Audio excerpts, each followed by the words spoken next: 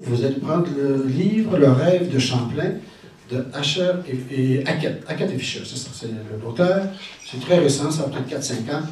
C'est une merveilleuse histoire. Et c'est de même, à cette rencontre en 1603, que vous allez avoir l'alliance des Indiens avec les gens de la Nouvelle-France. Alors, on n'est pas encore en 1621, hein, c'est juste à tête du sac, pas tellement loin.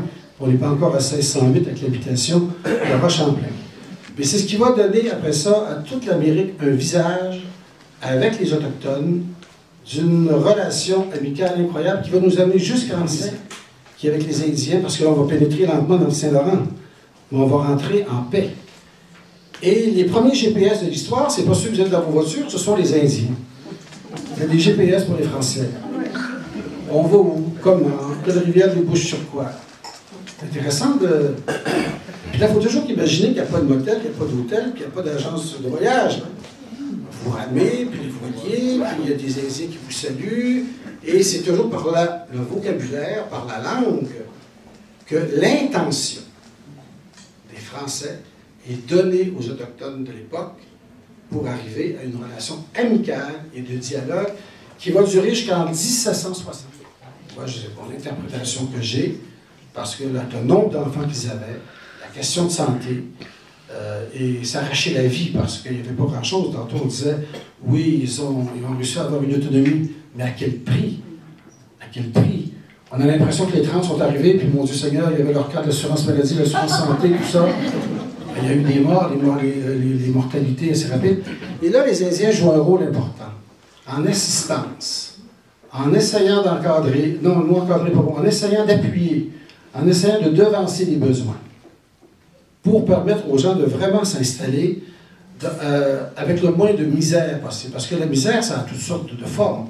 Mais quand vous êtes au froid, la maladie, d'ailleurs, dès qu'on est arrivé, nous autres, les Français, les Européens, on a amené des maladies que ces gens-là n'avaient pas.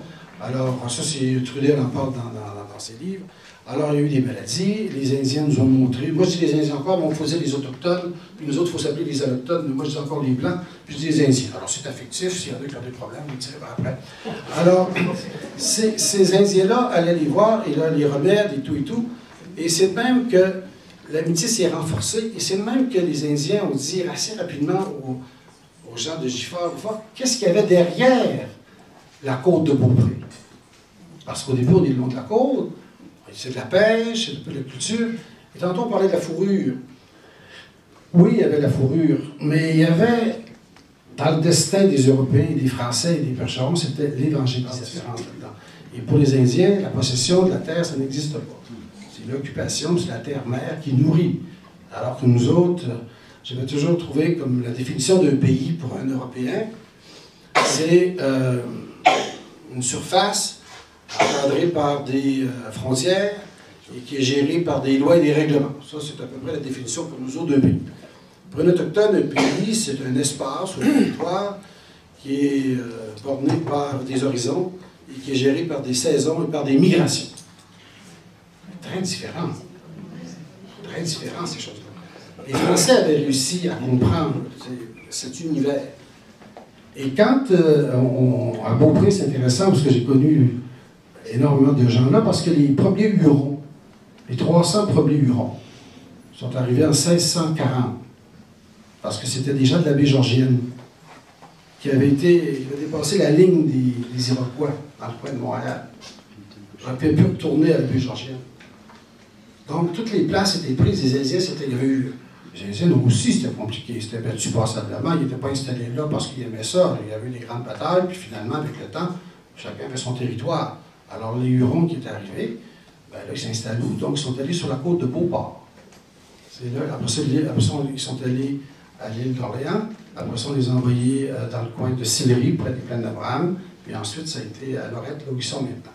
Alors, il y a eu des déplacements comme ça qui ont été faits. Mais les gens de Beauport, de Beaupré, qui étaient des bergerons, ont eu des contacts très étroits avec ces gens-là. Et ces gens-là avaient leur langue aussi.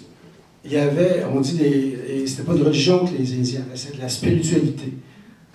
Alors, tous ces éléments-là, c'est fait un mélange assez extraordinaire où vous aviez, parce que les Indiens du Québec, entre autres, pas du Canada nécessairement, mais les Indiens du Québec, n'avaient pas de totem, n'avait pas de représentation de divinité, il y avait de la spiritualité. Un Indien, vous venez du pays des âmes, l'âme s'incarne dans un corps, c'est une forme d'animisme si on veut, et vous retournez au pays des âmes. Ça, c'est la spiritualité. Vous avez la Société des 21, dans les années 1910-1915, c'est une vingtaine de familles qui sont parties de Charlevoix, donc des Perches, d'origine percheronne, des Lavoie, des Gaulin, des Tremblay et compagnie, qui sont allés fonder, créer le royaume du Saguenay, qu'on appelle maintenant ceux qui connaissent un peu le Québec.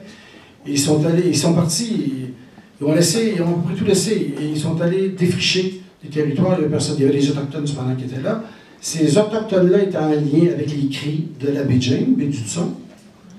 Et quand vous êtes un petit peu dans le sud de la baie du Tson, au Sini, là, vous tombez après ça dans le Manitoba, l'Alberta. Et puis là, vous avez, c'est même que les gens de Perche, Côte-de-Beaupré, l'agriculture, si on veut, la construction, l'habitation. Après ça, ça va s'aimer. Vous avez la Société des 21 avec le temps. Et vous allez avoir ça la relation avec les Indiens. Des relations qui ne sont pas dans l'hostilité,